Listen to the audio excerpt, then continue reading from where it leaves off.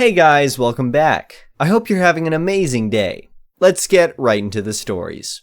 The first story is titled, Am I the A-hole for ruining my wife and MIL's and family's relationship because mother-in-law was being overly flirty towards me? So, this story starts a little over a year ago when my FIL, 70, was diagnosed with cancer. By the time they found it, it had metastasized into neighboring organs and eventually into his spine. During the time when it was first discovered, mother-in-law, 58, was under extreme mental duress and would show up at our house, sometimes in the middle of the night, crying. My wife, 30 at the time, was very pregnant, and so, with her permission, I, 29, would console mother-in-law, hug, assure everything was going to be fine, etc.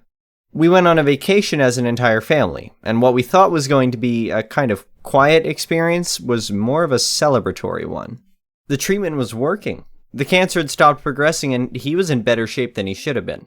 On this vacation, however, my wife and I had a little extra time one morning, and so we lounged out on the balcony of the suite we all had stayed in. To be perfectly frank, I had morning wood and was wearing tight shorts, so you can get the picture. Mother-in-law came out onto the balcony as we were stirring, and I caught her staring at my crotch. We made eye contact and she looked away, and I greeted her quickly to make it not awkward. The moment passed and everything seemed okay. Except ever since then, she makes a point of lingering in hugs and brushing her breasts against me when she asks to hold our child, which is every time I'm in the room with them. So I try to make a point of not being in the room with her when I'm with my child, or coming up with an excuse to not pass them off. So it all came to a head this past Thanksgiving when we met at their house. There was a moment when I was walking towards the kitchen and she came down the hallway towards me. The hallway is tight at their house and she slowly moved past me with her rear poked out into my crotch. That was the last straw. I debated up until that point on telling my wife because everything until then felt as though it could be hearsay and mother-in-law would just say it was all in my head. So the following week I sat my wife down and told her everything that had happened from until Thanksgiving. And she was furious. She agreed with me, though, that it could all just be a misunderstanding, and wanted to see how mother-in-law interacted with me in the next couple of weeks to see for herself if anything was off. She watched, and I could see in her eyes how much she was stewing inside when we brought our child over to their house, and her mom immediately went to take them out of my arms and pressed herself against me in the process. I made eye contact with my wife, and she blew up. Long story short, the family is pissed at me for starting it all and are calling me the a-hole because the family has finally gotten to a place of being at peace, and FIL was doing better, etc., etc. I didn't think of it really in those terms, just how uncomfortable I felt with the situation, and maybe I am. But I thought I'd post here and see what you all thought. So, am I the a-hole? Comment said, not the a-hole. This sounds like so many sexual harassment stories I've heard through the years. I'm so sorry this happened. I'm glad your wife backed you up and that you felt safe enough to go to her with your concerns. That can't have been easy. Your mother-in-law is the only one who owes apologies. Yes, she may be embarrassed and maybe she didn't mean it, but ultimately it's your feelings that matter here. She needs to give a real apology and ensure she doesn't make you uncomfortable again. Until you're completely sure you're not going to be put in that situation again, you may need to limit contact, which is your right, and frankly, any objections from your harasser is just more harassment. Another comment said, your mother-in-law was sexually harassing you. You were completely in the right to tell your wife, and good for her for having your back and standing up to her mom. Duck anyone who tells you any different. Not the a-hole. The next story is titled, Am I the a-hole for not letting mother-in-law move in with me when she begins her divorce? My wife and I just got married a couple months ago. We live in a house that solely belongs to me, purchased before marriage. My mother-in-law has been contemplating divorce from my wife's stepdad for years and thinks she's finally going to start the process within a couple months. She asked us if she could live with us for a few months while she begins her new life. We said no. Are we the a-holes? Her reaction was pretty bad and we felt awful. In the end, we told her if it was between her living on the street and living with us, of course we'd help her out. But we feel there's a lot of other ways she can go about this, and our home should be a last resort. We explained that we've just begun our lives as a married couple, and we need to put our relationship first. It's also a small house, and I don't see it being practical to have her living with us. Mother-in-law and I both work from home, and I think it would be a huge disruption to our lives because of that alone, among other things like intimacy with my wife, feeling comfortable in my own home, etc. What do y'all think? Comment said, not the a-hole. You and your wife are doing a great job maintaining boundaries with MIL.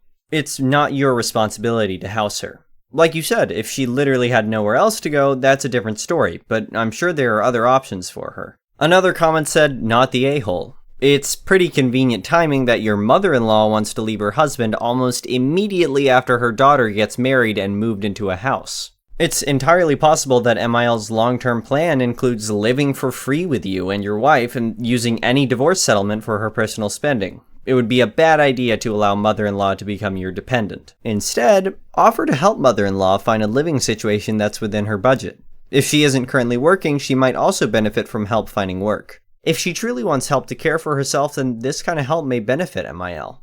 If she responds badly to polite offers for help of this type, then that's a sign that she just wants someone to take care of her. But you and your wife need time and space to yourselves. You don't owe it to anyone to house them for any length of time. The next story is titled, Am I the a-hole for getting my stepsister and her family banned from Christmas? I have a daughter, Elena, 6, and my stepsister Jess has a daughter, Hattie, 5. Me, my husband, Jess, and her husband, Paul, are all staying at our parents' house over the Xmas period. For context, Paul arrived a day after the rest of us, very late at night because he does shift work and worked late before driving to our parents'. The next morning, the girls were playing in Elena's room at about 10 a.m. The adults were all downstairs, except Paul because he was sleeping and my stepdad was out. Suddenly, we heard Paul shouting. This isn't too unusual, if unpleasant, but this episode sounded particularly bad, so we got up. Before we can even get to the stairs, my daughter runs down crying, saying Paul had shouted at her for waking him up.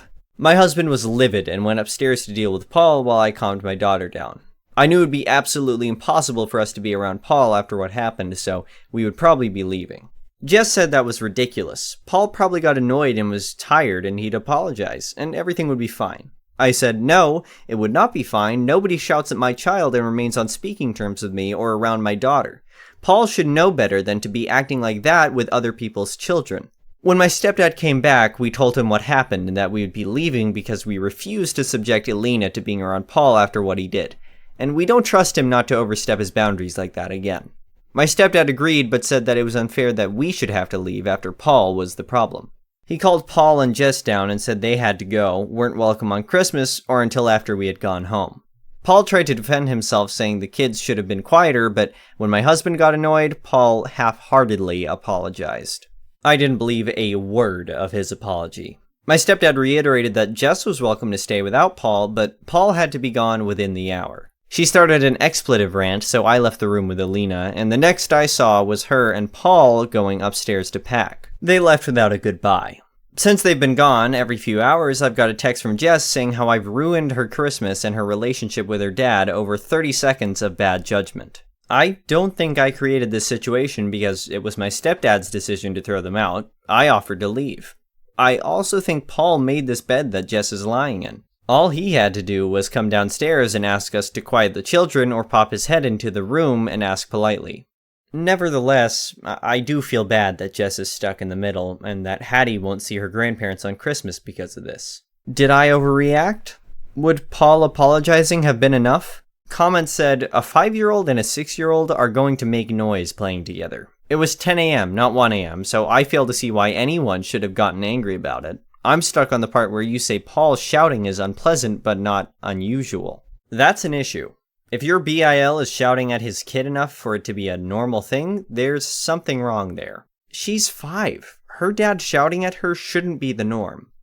Good for you for standing up for your kid and your family. Paul has absolutely no business shouting at your daughter for playing. She's 6. Honestly, I'd say that short of causing bodily harm to his daughter, he should never be yelling at someone else's kid. You didn't demand they get kicked out. You told your family that as a result of your BIL's inappropriate behavior, you would leave so your daughter wasn't subjected to it anymore. Your stepdad obviously agrees that Paul was out of line. Otherwise, he wouldn't have asked you to stay and Paul to leave.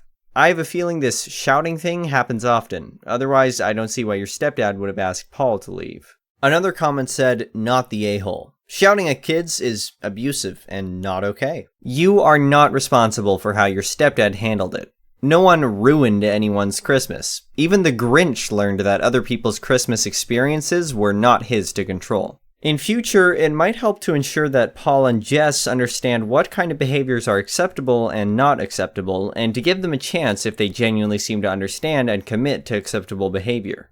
Sorry to hear you and your family had an unhealthy surprise, disappointment, guilt, and confusion at your get-together. The last story is titled, Entitled Idiot is Upset Because My Husband is Married. When my now adult daughter was almost 3, we had a regular monthly family dinner plan. We would go to a used bookstore that was near a Mexican place we liked and a McDonald's which our kids liked. The Mexican restaurant would let us sit on the porch and bring Happy Meals there for the kids. One night, our son, older than our daughter, was at a sleepover, so we were a party of 3. After eating, we went to the used bookstore. We had a stroller with us so that our daughter could sit in it if she got too tired. She was an easy kid who would just climb into the little stroller and chill or snooze if we were not done browsing.